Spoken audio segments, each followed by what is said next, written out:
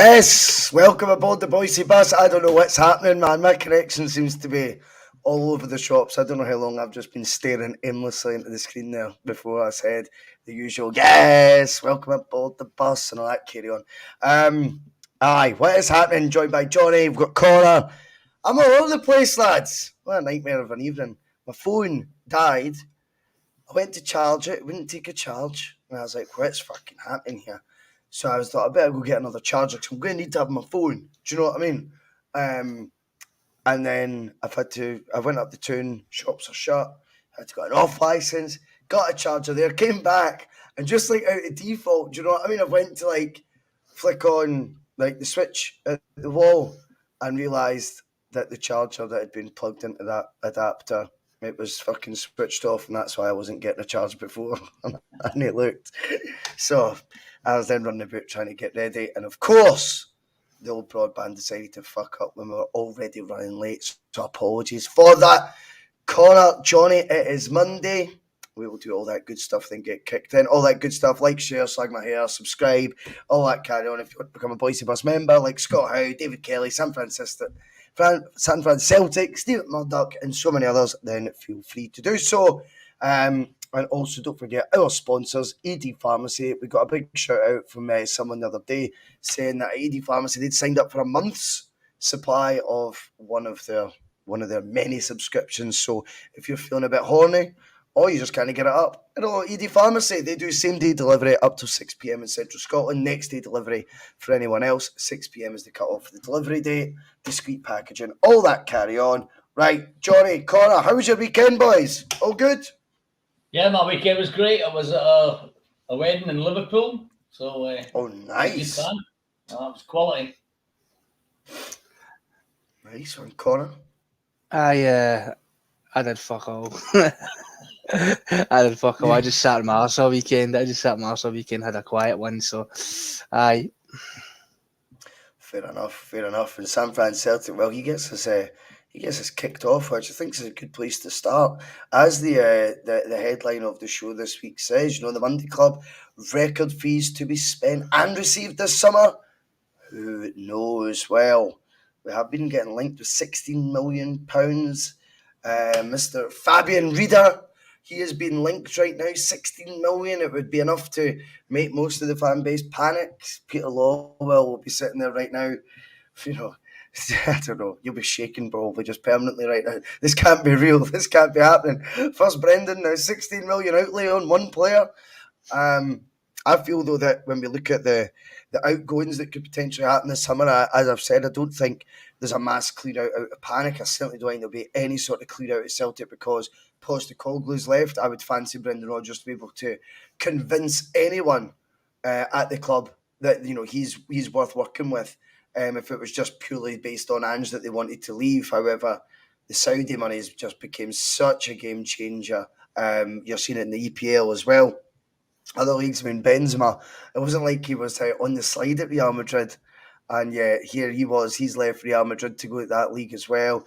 And we fell foul to a fantastic bid for Jota, one that actually does make sense. And we've took it. But with that, what we expect to see, if you're going to sell players for big bucks, and I don't think Jota will be the last one. Will it necessarily be to Saudi? Who knows?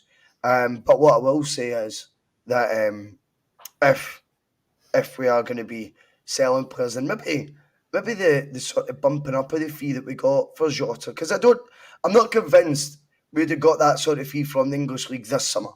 I'm not saying he's not worth that, but I don't think those bids were coming this summer for Jota from the English League or the Spanish League or anything. But now we have got evidence that we can sell players for that. That might just add a couple of extra million valuation on others. Certainly makes us in a strong position financially to be able to resist bids that come in. But with that comes a responsibility to spend the money as well. Johnny, I think we don't expect it to be willy-nilly spending, but when you've heard the story about Fabian Rieder or Ryder, I don't know how to pronounce it, I think that's one that 16 million thing is something that we're going to have to maybe get used to, and Celtic's fluidity in the transfer market is going to be, actually, I was calling it the summer of love a couple of weeks ago because we're all kissing and making up. Now I'm beginning to think this could be the summer of madness. Yeah, I think it's going to be. I think you just said it there. Saudi are they're game changers. They've just taken the pin out of this massive grenade and just lobbed it in there, haven't they? Record-breaking deals. Yeah, we need to be making record-breaking deals, and like you said, you've been batting on about it for months, Boise, about spend the money.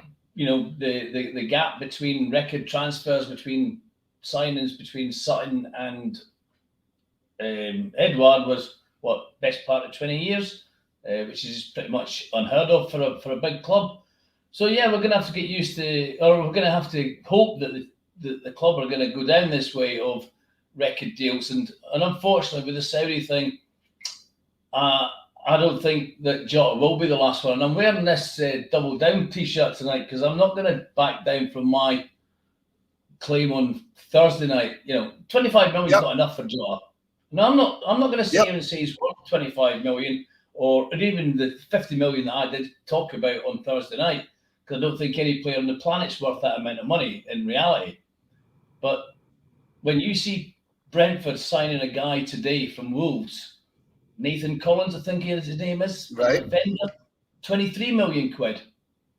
You know, and Brentford are spending that kind of money quite regular.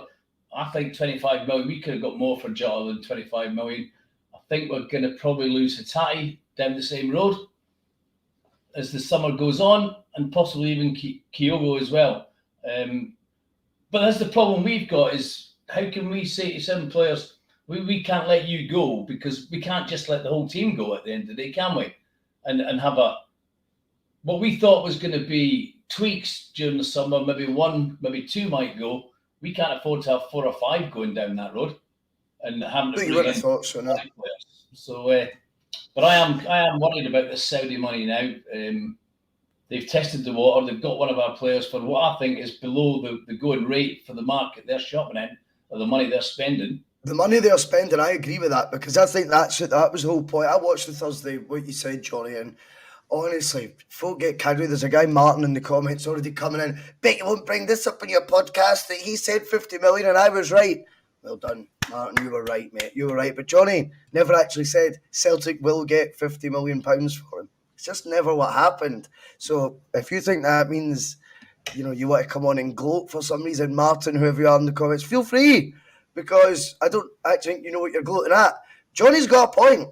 See, when you're paying people $200 million per season, just the wages, I think there is an argument to say, oh, you can milk these guys. Like, do you know what I mean? Don't worry about it. You can say to them, you can put I was talking before about the EPL tax that I think Brendan Rodgers will be more than acutely aware of. And I definitely think he would do that when it comes to players being chased about by clubs from that league, because he knows what waters they swim in and what their financial resources will be like. And I think when it comes to Saudi Arabia, I think there's a similar principle there, Connor. I think Johnny had a point. He's basically what he's trying to say is, when don't get too caught up in the £50 million fee as such. What he's saying is, push them for more when it's that league. Look at the examples they have given already this summer, that they will more than overpay. They will overpay and, you know, times 10. Do you know what I mean? Times 100 for certain situations, whether it be wages or fees. So when they come in for us, don't take the first offer. Push them for more. I struggle to get where that, you know, this sounded totally ridiculous from what Johnny was saying. I mean, it doesn't. I mean, it makes a lot of sense. If you know you're bartering with a league who has just unlimited sums of money that just never ends, then you should be going for the highest amount that they'll pay possible. It's not a ridiculous statement to come away with. I mean, whether they would spend £50 million on a player from our league is a different story. They would more than spend that on how much are they paying for Benzema, Kante, all this. I don't know how much they've paid, but they'll have paid a fucking hell of a lot of money. Do you know what I mean? So you could be pushing for, let's say, 30, 35 million, because they've got it there and it doesn't end. These people don't pay tax on this money. They don't have to declare this money because they're it comes down to royalty. So we should be asking for a decent sum of money for one of our star players who we could see in the next few years, whether he's still in the Saudi League or he moves on, playing for one of the biggest teams in the world, playing in the Champions League and, going really far, sell-on clauses, all the rest of it. So there's nothing to suggest that we shouldn't be asking for this money. So if they say come in for Hatate, right, and they're offering the same amount of money, we'll say, no, give us 35 because we know you've got it. Do you know what I mean? That's like one of the first rules of business is try and oversell and then work your way down. You don't start from the bottom up, start from the top down and see what people will pay for it. Yeah, That's I've true seen as the well. BBC gossip column on the internet this morning. One of these teams is willing to offer Buffon something like 20 million a season to go there for 2 years. 25 million for enough. He's 45 years old, for fuck's sake. I mean, come on. Buffon's been held together by fucking 2 rows of gaffer tape, man, honestly. But, so it's just ridiculous. So, just screw them for every penny you can get. And I don't think Celtic have screwed them anywhere near enough. But which I think's fair point when you base it on the other examples you're giving. Do we think though? I mean, John Kerr comes in and I see what John's saying as well. He says you sell for 25 million, give Benfica their cut, keep a large profit and a sell-in fee. Where has it gone wrong? That's not again. I don't disagree with you, mate. I mean, if Jota wants to go and that's all he could get, fair enough. We're just contrasting and comparing with other examples and saying potentially, there was more that we could have squeezed. Does it went wrong as such? I don't. Do you know what I mean? I don't think so. Will we miss Jota? Of course, we will miss him. But that's just the way it goes. You know what I mean? It's one of those things. And I think there's nothing wrong with always striving to get the best possible value for our biggest assets. And I do believe I've said Jota is one of the biggest assets at the club. I felt he was a real quality player. Scored 2 or 3 goals in the Champions League last year. But yes, I mean, as I say, I think there was nothing wrong with your point on Thursday, Johnny, and it's good that you're looking at it with and bringing in different examples that people might not be aware of as well, as to why. And I think David Kelly said in the comments, I don't think people realise how much money the Saudi Arabian teams actually have. And I'd watched a wee segment on it was one of the TalkSport episodes last week. They were talking about it, and I was at that.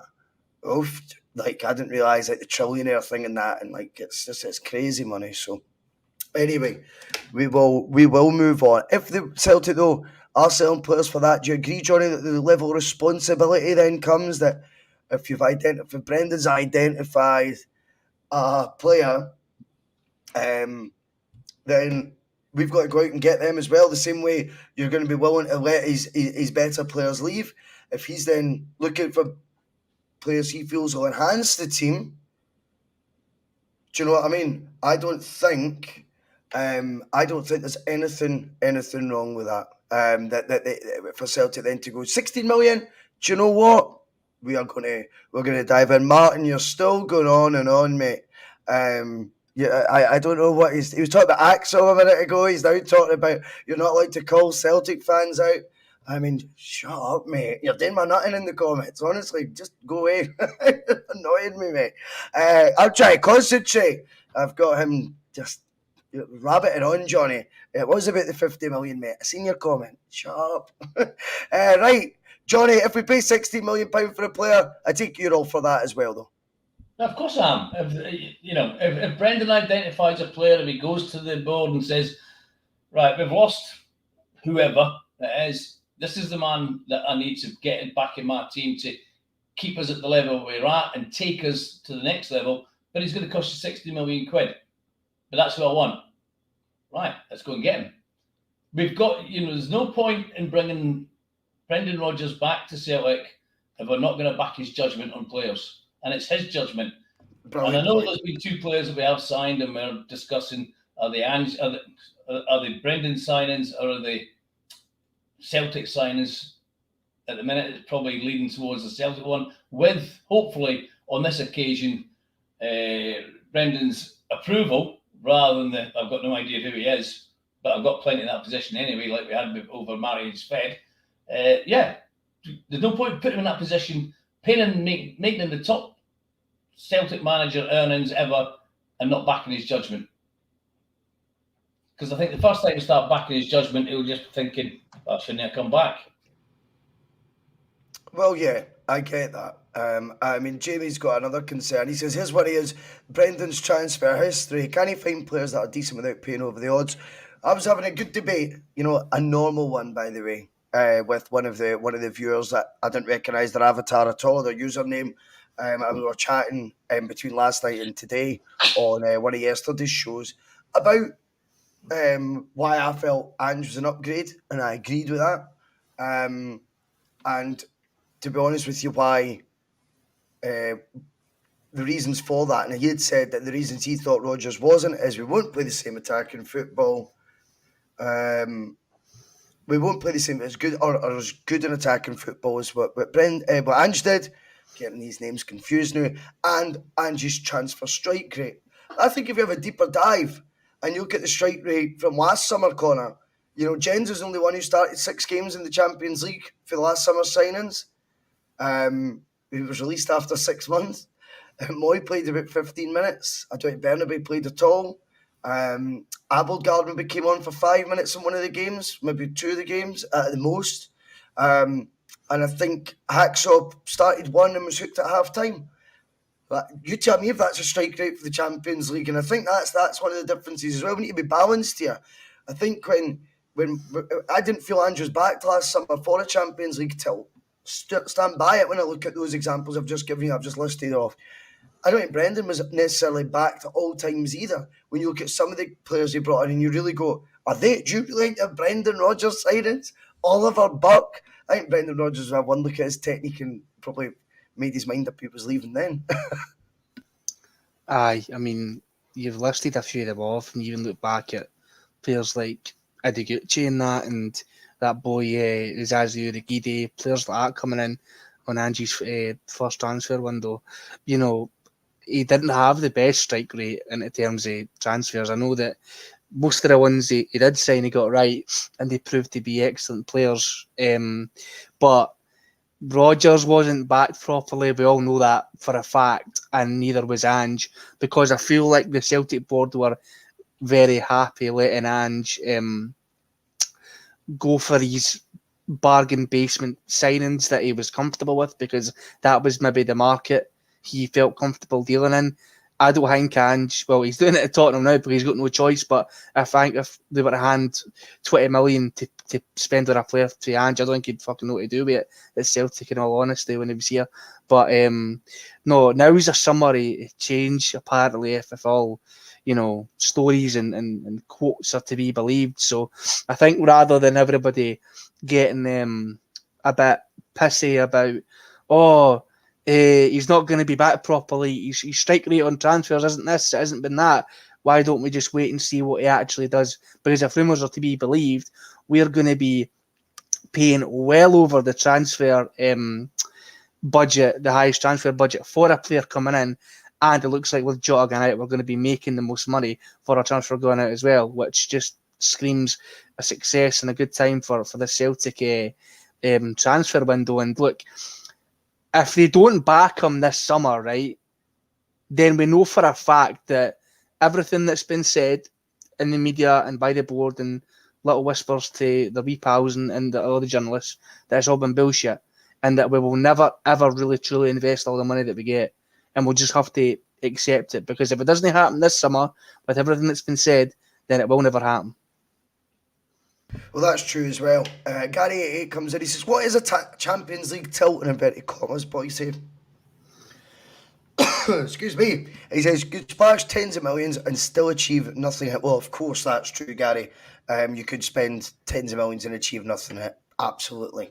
But that doesn't mean you don't try. And that's one of the points. If in terms of what I mean by Champions League tilt, Gary, I think it's very straightforward. Because if you're not in the Champions League, which we weren't the year before because we'd exited to Midtjylland in the qualifiers, having, again, made a bit of a mess of the summer up to then. You feel at some of the young players that were playing. The following summer, when you get guaranteed Champions League money, what you would expect for a Champions League tilt would be to sign at least 2, if not 3 players better than those that are currently in your best starting lineup. That to me is having at least a tilt at the Champions League. Doesn't mean winning it.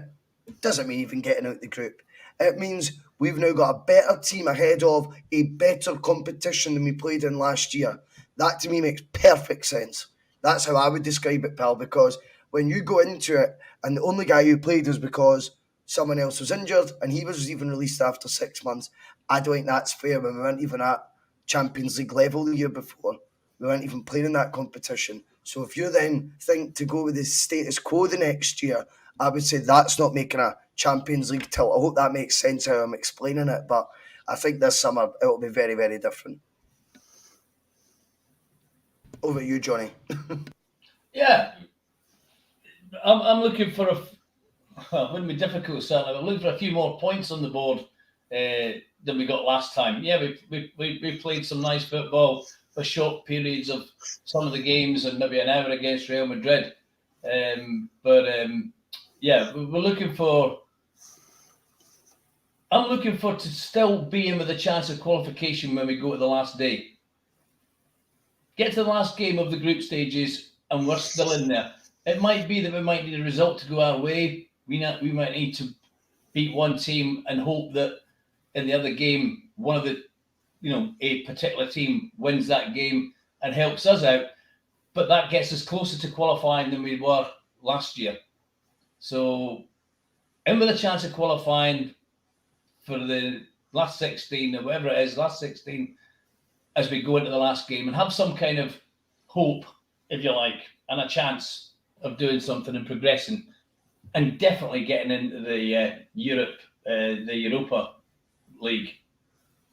That's what we've got to do as an absolute bare minimum. Well, yeah. I mean, obviously, I think it'll be interesting as well. I don't know, Connor. I've just got this mad feeling that it feels this summer like we are now very much. I think we've been in a different stratosphere financially than our rivals domestically, shall we say, for a long, long time. But we've never really acted like it. Do you know what I mean? We've seen the odd sale. Like, remember Kieran Tierney left for 25 million, and we signed Greg Taylor for 2 and Bolingoli for 3. So when you find yourself in that space of spending, I know it's not all about, by the way, the money guarantees a good player. I hope folk don't think that. It's just they're the optics that you would sort of look at to go, are we in a different financial stratosphere? Because it almost looked to be a bit lopsided at one point. Like you sell Odson Edward for 18 million, you buy a Jetty for 5. Or was a Jetty already there? Fuck knows. But it just felt like, sometimes the examples were more very much in favour of Celtic got good money for him, they got good money for him. When was the last time you spent good money on a player? Ooh, we don't really do that because... And it almost started to feel like, are we needing, basically, to sell a big, big asset each summer just to sort of keep the rest of the operation fluid? Do you know what I mean? Are the wages too high? Is that what it is? What's going on here? Is the expenditure each year such that we actually have to sell a big asset and we can't afford to replace like for like or even anything even remotely resembling that? Yeah, this summer just suddenly it feels like everyone's just ramped up a wee bit again. We're breaking the wages on the manager. There's a strong possibility we break the transfer record this week. There's other stories about players like McTominay. There's another one that I think Brendan Rodgers 100% has made it clear he would like Kieran Tierney back on loan. I mean, these sort of names, it does feel now like the ones that are coming in this summer, and we don't know who it will be until they're confirmed, of course, but I think the ones that are coming in, I feel we should be excited by it. And again, I'll go back to it because I see Jamie Burns there. He's saying, let's hope so. That's not so what's happened though, because buying Tilio for 2 million and selling Jota for 25. I hear you, pal, because that is the facts right now. That's a real life example. But at the end of the day, mate, not that it matters what I think, but we're on the bus right now, so I may as well tell you, I think the Celtic signings, and I think Tilio falls in that bracket, and there'll be Brendan Rodgers signings, and you'll start seeing those two parallel lanes as the summer develops and progresses. But Connor, when it comes to the potential incomings. Do you feel that? Do you feel well? Frank Brennan, brilliant world exclusive. He says KT back on loan is a complete non-starter. Well, Frank, fair enough. Absolutely fair enough. I'm only giving my opinion, shall we say. But I'm pretty confident that Brendan would like Kieran Tierney back on loan. Aye, I mean, I'd like him back as well. I would like us to, rather than getting a player on loan who, let's be realistic, we could never actually afford to buy him again, because Kieran Tierney was sold him for 25 is probably worth 35 to 40 million pounds now. We'll never, we can afford them, but then it would be all our money spent on one player, for 2 seasons. So we would never be able to buy him again. But getting him on loan again, good work. I would just like us to. I don't want us going back down the road of, going back to old, loves and old players that we know can do a job, and we all would love to see them come back and do well again. But I feel like this time we need to just go completely new and get new faces in, and really invest in a new regime under Rodgers. I don't want it being the old pals act that Lenny was a victim to at times. Because there's rumours that Rodgers is wanting to go back and get Fraser Forster and that back in goals, and I'm just like, why the fuck would you do that when you can go and get the Dinamo Zagreb keeper? Was it Levakovic? I think that's his name. And he's only about 6 to 8 million, and he had a brilliant World Cup campaign. Now, obviously, just because you have a brilliant World Cup campaign with Croatia doesn't mean you're worth 20 million, as we've seen with Juranovic. But he's definitely within our price range, and from what I've seen of him, he can actually save a fucking penalty. He's good with the ball at his feet, and he can stop the ball from going in, which is, the 3 main things would be requiring for a Celtic goalkeeper. There's players like there's that boy, the Swiss boy that's getting linked to Reader for 16 million, which is the rumour. Do you know what I mean? Why not go for somebody like him? Just show that we're putting the faith in these players who, we might not know who they are, but Brendan knows how good they are, and with the experience he has, the links and the networking he has are definitely worth it. Do you know what I mean? So we could be going for that instead of going back to, the old pals act, which they'd come in, they'd do a good job. I'd love to see them pulling on the hoops again and winning trophies, because let's be honest, if there's one thing Brendan Rodgers coming back to do, it's win trophies. Nothing less than that. So, to see them do that would be great. But then at the end of the season, or the end of 2 seasons, they'd be away again. And then we're left in the same position we are now, needing to use what money we have to fill that position again. So I think we're better off, instead of going down that route, and actually investing for now, for the Champions League and for the future as well. Well, yeah, the loan one's interesting, Johnny. I think a lot of people now have really changed their tune on that. And see, to be fair, that's their gift. I think that's absolutely fair enough. And I think the loan market towards the end, particularly of Rodgers' reign, and and then obviously you've got, I think the 10 in a row season really compounded it when we had Fraser Forster on loan, for example. Oh, that was the year before, and then he never came back, and we had to go out and buy a different goalkeeper. However, when it comes to the loan market, I'm not as convinced it'll be as binary as what the fans are there. I think they're very much like, now, no, we're not doing loans anymore unless it's the new model we've seen in the case of Jota, CCVs, where we get the option to buy. As far as I'm concerned, I think we might see the odd signing, I still think, on loan. I think, or at least attempts made, if it'll be players that enhance the first team straight away, and there is a push to be made for Europe, and the only way to get a better player than what we've currently got without blowing your whole budget is maybe will be that approach. And I get the loan to buy thing. I found a far more refreshing concept, and I think we've seen the benefit, particularly you've seen it with Jota now in terms of what you can sell him for. CCV, I think, would be similar sort of money. But what I would say is, I think it might be more short-sighted Celtic right now. I think it might be a case of, well, no, we want to actually make this impact in Europe now, and if there is the odd player, the only way we can improve it is by a loan signing. It's just an out-and-out loan that is a fee we can afford, and it's a player we normally wouldn't be able to get. I don't know. I don't think it would be the end of the world if we did that. I can also understand when we've seen this different sort of loan model when it has been wanted by.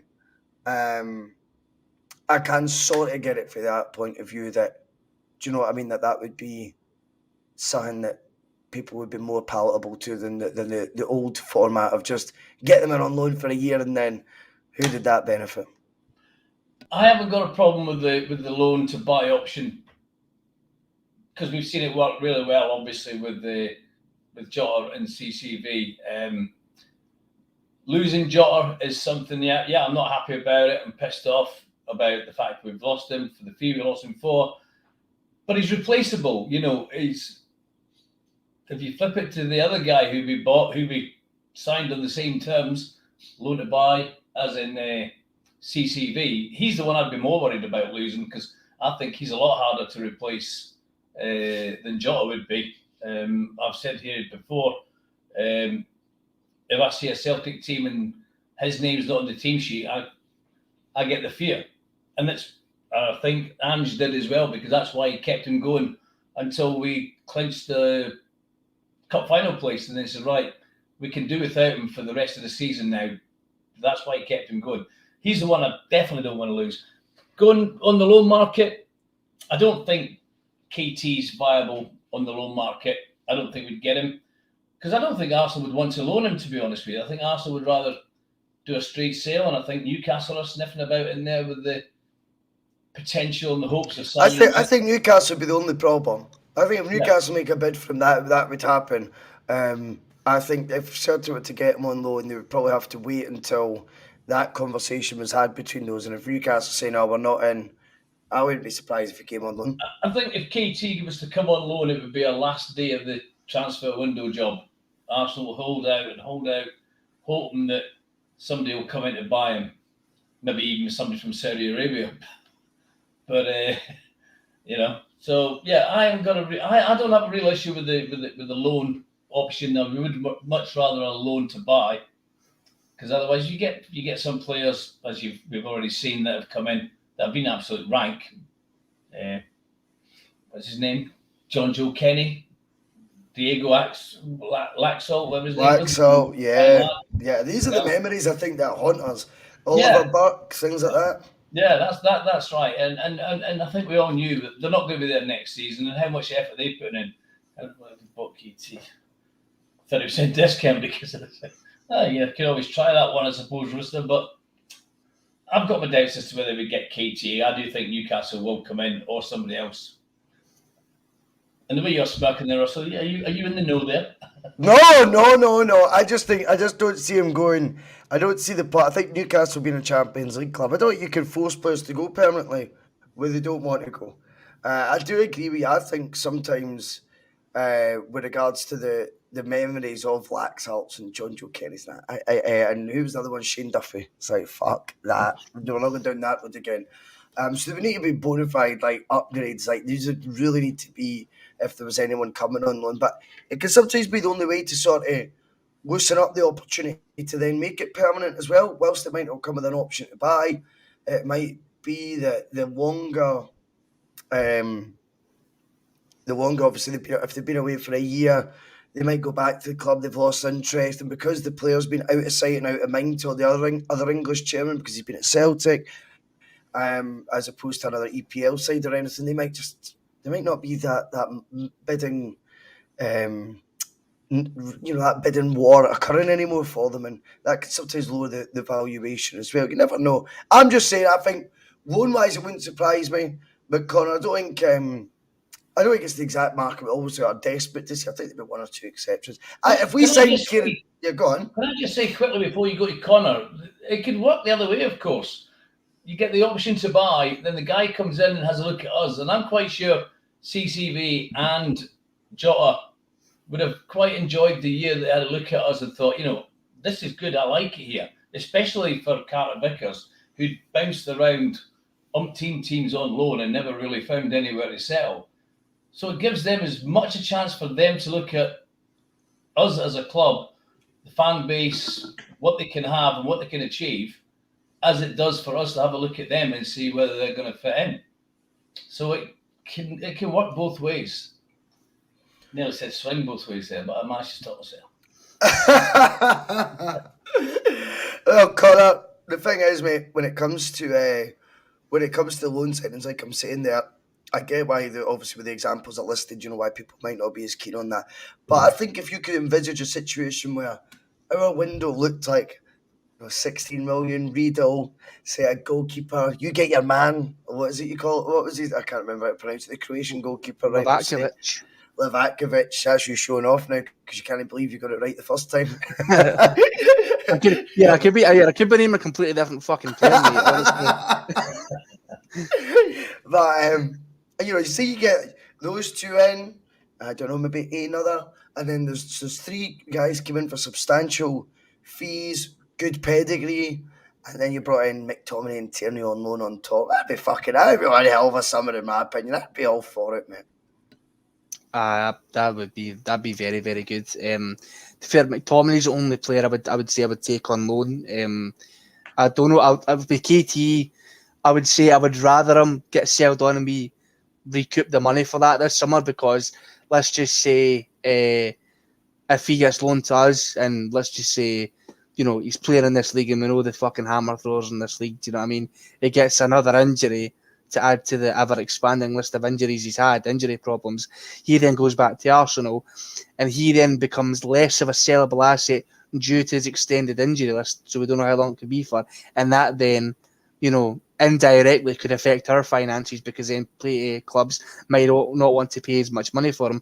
Arsenal may just say, can we just recoup the 25 million we spent on him? Do you know what I mean? Which is, apparently happening across the city, but we'll talk about that another day. I'd be really happy if we got in a class goalkeeper. That boy Ryder, is he a striker? That Swiss boy, I'm not too sure. You can play striker and on the wing. Right, so if we got him as a striker and then we got McTominay in, and then I don't know, a couple of others, I think that'd be a very, very good window. And obviously we would then, by the way, we could spend, 60 million on this boy for being a striker. We've got Tillio and Holman, get another few players in, player like McTominay on loan. We could still arguably make a profit this summer, depending on the transfers and add-ons and sell-ons from players like Frimpong and Kieran Tierney. So, I don't think there is any excuse to go all out. Do you know what I mean? I would really like us to invest and to really push forward, because as we say, I think it's the summer of all summers. You look at it next season, the Champions League changes the format, so it just becomes fucking silly money if you start getting a string of results together, because you obviously get paid per win or per draw. So, and we have more opportunities to do that with the table system changing. So I think, I know that Celtic don't think about shit in the long term. They more think about the short term finances. But if they were to go all out this season, like what they say they're going to do, it could have a massive boost on our finances, in years to come, with how we perform in the Champions League, etc. And I know at the end of the day, the money men, that's all they like. They just like seeing a healthy balance sheet with a big green tick written next to profit and gross profit and stuff like that. So I just really hope that this summer is the one that we truly go for it. And I think Brendan's the man to kind of put the board's balls in a bit of a vice, because he says, you fucked me last time, he's told me he's not going to do it again. So do you know what I mean? Yeah, I don't even think it's going to come to that. I think that undeniably there's been these ironing out of whatever the issues were before has occurred already. I don't think there's any two ways about that. I think they're all firmly singing from the same hymn sheet or the same spreadsheet. I think they're definitely, Johnny, that tandem. And there's not going to be situations now, not this summer anyway, where it's, oh, we couldn't do it, and they're reneging on promises made. That isn't going to be how this summer pans out. That's all been done. All those conversations about what the issues were in the past, how are we going to overcome them this time around and stuff. And we got this wrong, and Brendan's saying, well, I got that wrong. Let's compromise on this. That's all work that does in the negotiation stage. This summer now, they're all pulling in the same direction. They know what their objectives are. They know what they've all agreed on, how they're going to achieve it. So I've got no concerns that we're going to have balls and vices again this time around. I think there's perfect harmony again between them all. How long that lasts, I'm not saying there never will be balls and vices, for want of a better term, but I do think right now, Johnny, that there's no way that this arrangement we've had, it's still a serial situation that Brendan Rodgers is the Celtic manager right now. This has not happened with anyone about to then renege on what they've agreed only a month or so ago. I think that'll be further down the line before you see any of that sort of, ultimatum stuff again. Oh, no, definitely not. I think everybody there now in a position of management, or whether it be on the playing staff side of things or the board side of things, they know the position, they know the remits, and they're going to know their boundaries. And I don't think there's any way Brendan will let anybody step over them this time. It'll be, this is what we've agreed. We're in place. They didn't spend 10 days deciding how much money Brendan was going to accept for the job. They spent those 10 days talking about exactly how it was going to operate, exactly who was going to do what, who was going to have the final say in what level of interference, if you want to use that word, Peter Lawwell was going to be allowed to have, what input he was going to have, if any, if actual any, and Brendan will be saying, because he'll know the players that he would want or would like or that are attainable for us, but he's also got Mark Lawwell there who's actually doing the recruitment, who was doing it for Ange, who was doing it in the City group, who probably knows a bit more about a football player than his old man does, who was more looking at wait a minute, this guy looks quite good on YouTube and he's only going to cost me £500,000 and hopefully in 2 years' time I can sell him for £10 million. That's the way he looks at it. Whereas maybe Mark Lawwell knows a little bit more about spotting a player. Well, so, football guys. I don't think there's going to be any issues at all, either this summer or even leading it next year as well, because they just can't afford to let it happen. Well, no, and I think it's one of these ones as well. I think this is a summer that we should be embracing here, Cora. I'm excited by.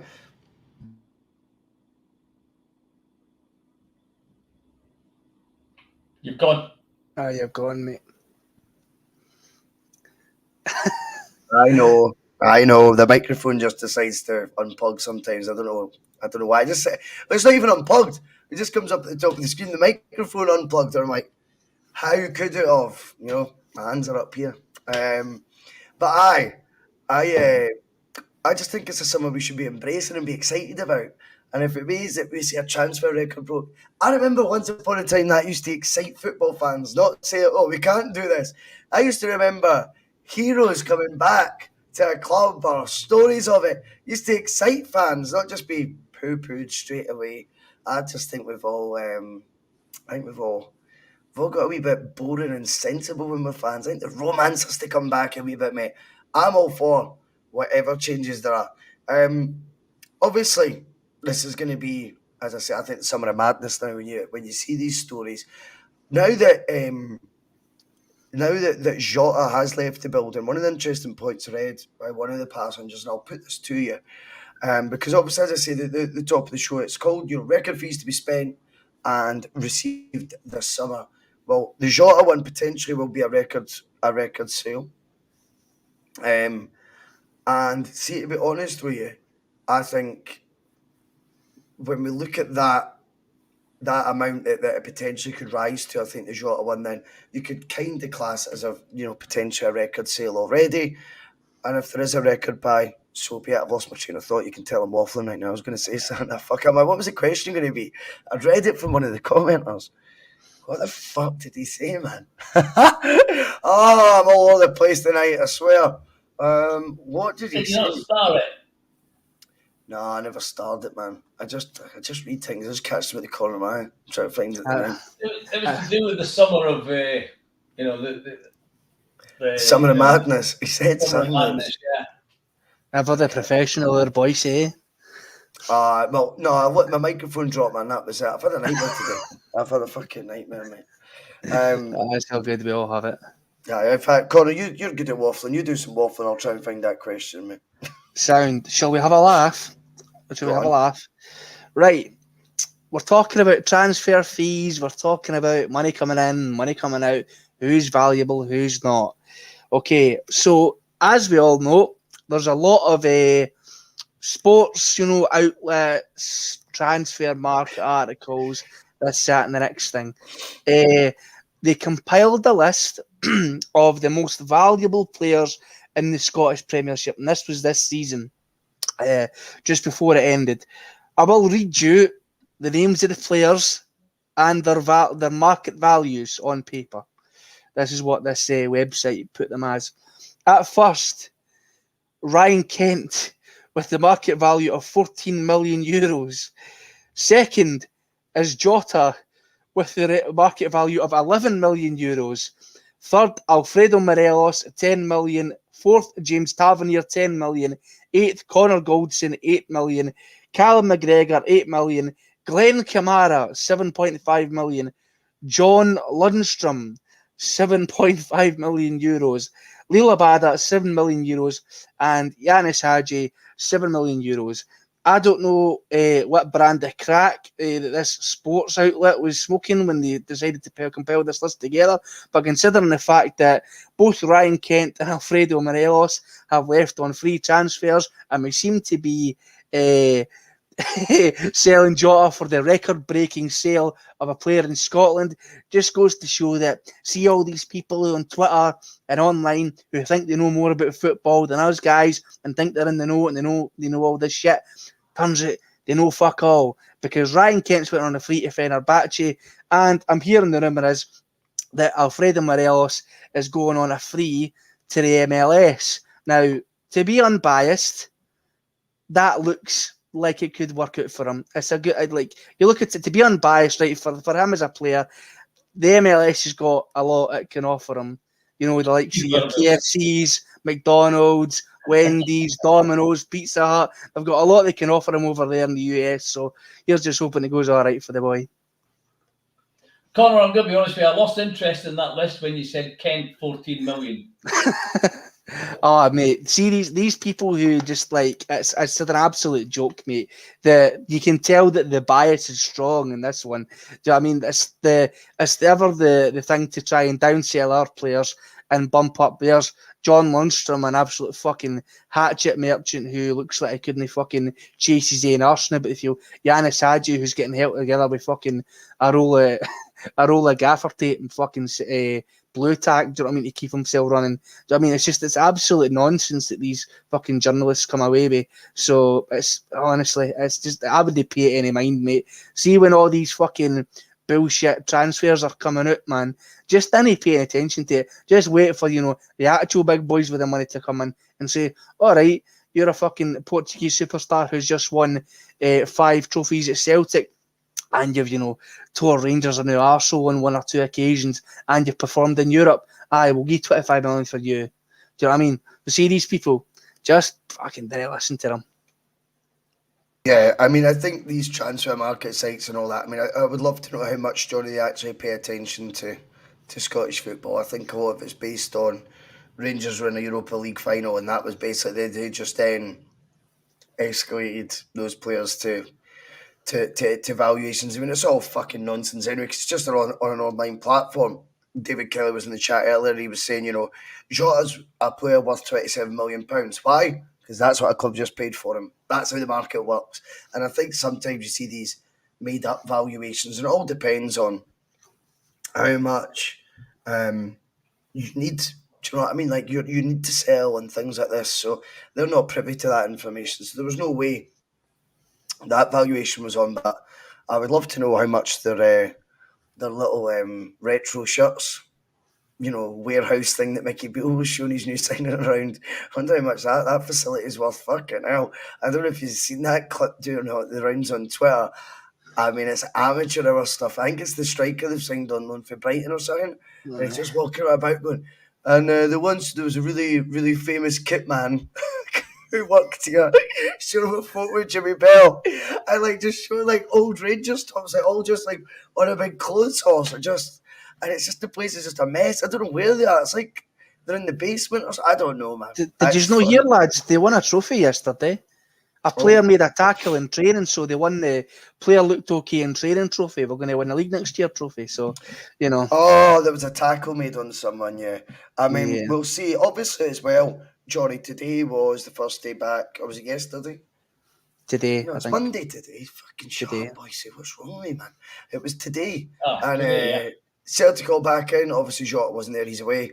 No photos or anything released yet. I wonder if Brendan has decided to go down rather than on the training ground routine today. He's went for Jedi mind tricks day one, and he's just had a day of getting the old. What do you call those things that you were told? Pocket watch. Pocket watch. I think there's another. Look into my eyes.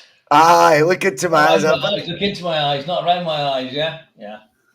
I was aye. So I wonder if do you think he's maybe spent a day doing that, just getting them on one side as he's opening. Did you not see the thing today? The lady who was oh, you're amazing, Brendan. Okay, like that lady. She was at Lennoxtown today.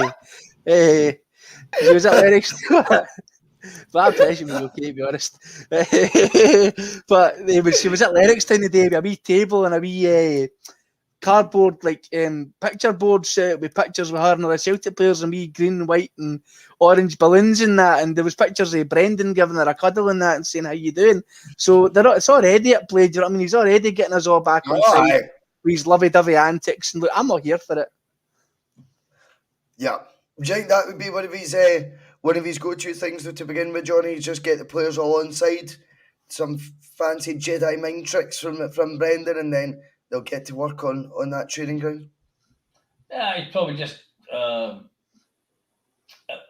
get to know you sort of session, if you like. Keep things on a low key, if you like. Not go with the Ange mic'd up session of we never stop or anything like that. Just get down to business. Not here to play games. Well, we are. It's called football, but just get down to business.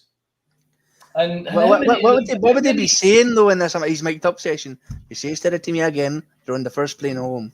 Like, would they be saying that? There's a bit of that. I mean, I don't. Who's actually would be interesting, because those that have been playing international games are not due back till next week, are they?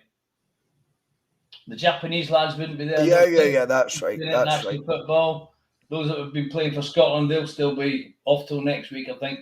So there wouldn't be too many there to make a big fuss about it. Even the two people that we have, the two lads we have signed, I don't think they're there yet. It's usually a good PR stunt, though. Do you know what I mean? Just Brendan on the training ground the first day. Usually, you would get a wee bit of content. I would have thought. Yeah, well, maybe they're waiting to get your McGregors and your Taylors and even Kyogo and that, and all the favourites for the now, so that he can there's pictures of them together and putting his arm around them, stuff like that. Just to get your plums pumping for the next season coming. Do you know what I mean? Yeah, that's true. That is true. Well, yeah, one thing we know, it'll be a bit of a loving right now. I don't think he'll be smacking any butts or anything like that just yet. I think he'll be very much, it'll be a bit of a loving. Do you know what I mean? And everyone getting on board for what will be a very exciting season. We'll call it there. Over 250 folk watching live. A big thank you. I've had an absolute nightmare tonight, so I'm calling it right. We will move on. Tomorrow is a new day. Hopefully my broadband will work. Hopefully our mic won't cut out.